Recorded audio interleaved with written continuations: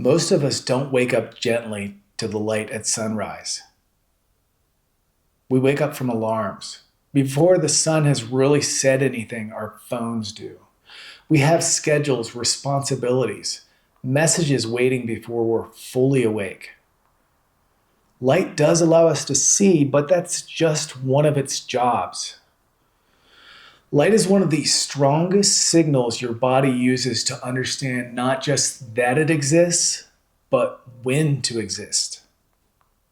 Your body doesn't know calendars, it doesn't know meetings or deadlines, it knows patterns. And light is the main pattern setter. Light gives us regulatory signals. That means your body uses it to organize itself. Sleep, hormones, alertness, mood, all of that is influenced by light. That system is called circadian rhythm. You've probably heard of it. But when I hear or read someone mention circadian rhythm, I don't think about perfect routines or ideal sleep schedules. I think about real life. I'm a 6 to 7 hours of sleep a night guy. I go to bed around 10. I wake up around 5 a.m. And by 8 at night, I'm fighting to stay awake sometimes, knowing if I fall asleep that early in the evening, I'll probably wake up at 3 in the morning. And it's awfully lonely at 3 in the morning. That's my real life. And when I think of circadian rhythm, I also think about people who work night shifts. They either think this whole light signal rhythm thing is nonsense because they've figured out ways around it, or they say, yeah, I've been doing this for years, but my body is still consistently fighting me. Most of us don't fall asleep when the sun goes down and wake up when the birds start chirping.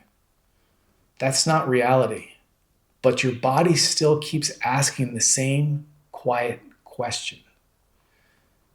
When light hits your eyes, your brain takes note, and it's always asking, is it time? That question sets things in motion. Hormones shift, alertness changes, mood adjusts, and none of this requires perfection. Light doesn't need perfection. It needs recognition. Standing near a window, walking across a parking lot, letting the dog out. Your body doesn't need a ritual, it needs signals. The clearer the signals are, the steadier the system feels. Where things get confusing is when signals start competing. Caffeine is one of those competitors. Coffee doesn't really give you energy, it blocks your ability to feel tired. Early in the day, that usually works. Later in the day, it blurs the message your body is already trying to send. Alcohol does something similar.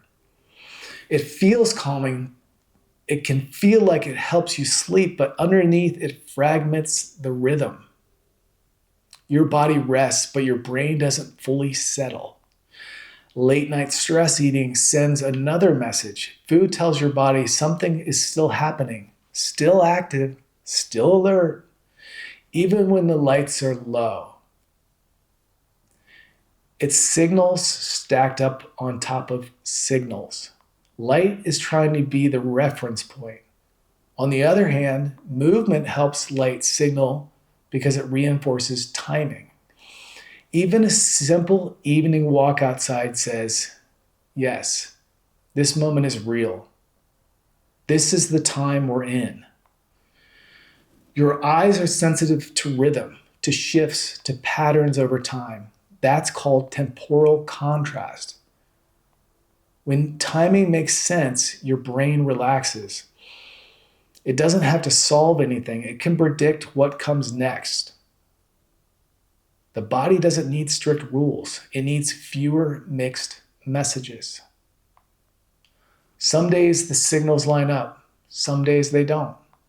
But light keeps showing up anyway, asking the same quiet question. Is it time? The point of this isn't discipline or self-control. I know that fight. But I've learned that when I stop fighting light or give it a little help, something shifts. Life feels less forced. Life feels less forced, less scattered, more settled. Light won't push us into greatness, but if we don't give it a hard time and encourage it, light has a way of quietly rewarding us.